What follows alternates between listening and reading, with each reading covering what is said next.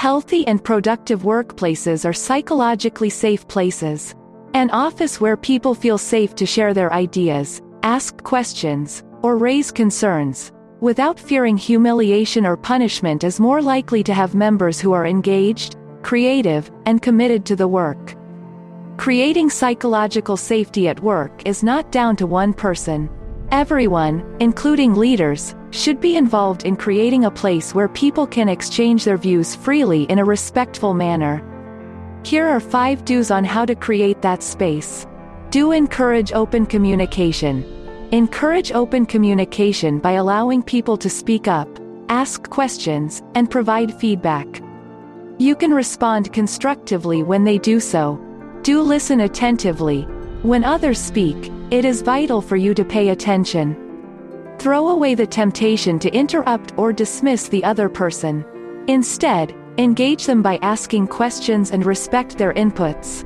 This encourages more people to share. Do take responsibility.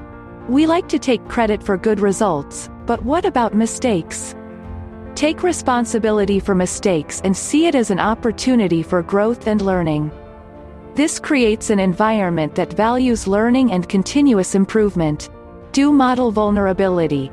When you share your mistakes, failures, and concerns, you are showing vulnerability.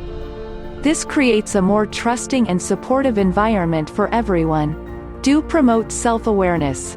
Being self-aware allows people to see their own biases and become more open to others. Leaders who promote self-awareness others to reflect on their behavior.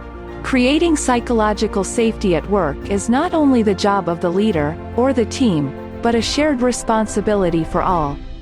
By working together to create openness, trust and respect, organizations stand to reap the benefits of higher engagement, creativity, and productivity.